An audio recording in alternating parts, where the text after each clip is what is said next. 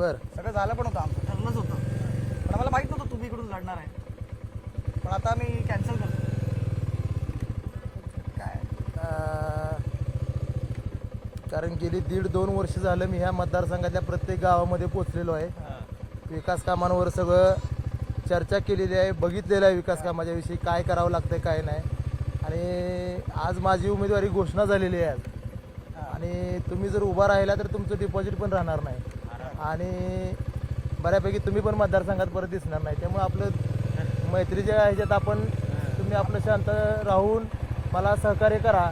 आम्ही तिकडे चौकात तिकडेच आम्हाला लक्षात आलं ते की आम्ही काय आमचं काय टिकाव पण लागणार नाही, आम्ही दिसणार पण नाही नंतर आम्ही. नाही असं काय नाही, पण शेवटी आज सगळ्या कामांचा जर विचार केला आपण तर मी ज्या ज्या गोष्टी आज ह्या जिल्ह्यामध्ये केलेल्या आहेत मग त्या सामाजिक क्षेत्रामध्ये असतील.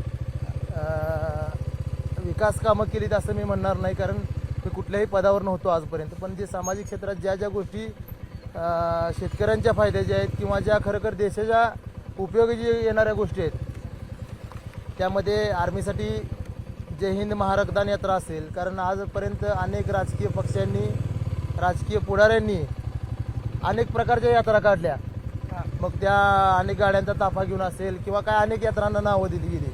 पण आज मी खरोखर ज्या गोष्टीची गरज आहे आज ती गोष्ट आमच्या फाउंडेशनच्या मेंबरनी ओळखून जय हिंद महारक्तदान यात्रा या जिल्ह्यामध्ये उपक्रम राबवला.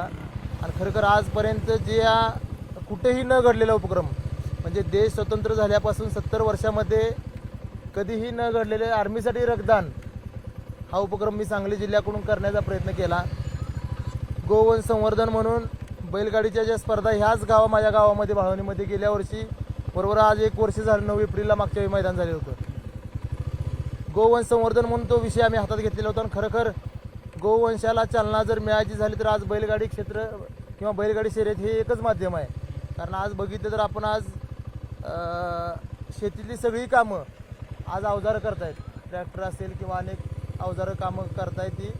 पण जी आपण गायला देवता म्हणून पूजा करतो ज्या गायची आणि खरोखर जी आपली खरी मूळ संस्कृती आहे ती कुठंतरी नष्ट व्हायला लागलेली होती. कारण जर शर्यत जर चालू झाली नसती, शर्यतीची जर बंदी उठली नसती तर खरोखर तुम्हाला आजची परिस्थिती सांगतो येणाऱ्या 10 वर्षाच्या काळामध्ये ज्या पद्धतीनं आपण आज चित्रामध्ये डायनासोर बघतोय की जो आपण कधीही बघितलेला नाही डायनासोर, ते येण्या 10-15 वर्षात पुढच्या पिढीला आपल्याला गाय बैल ही चित्रात दाखवावं लागलं असतं. खरोखर जी आपली संस्कृती आहे खरोखर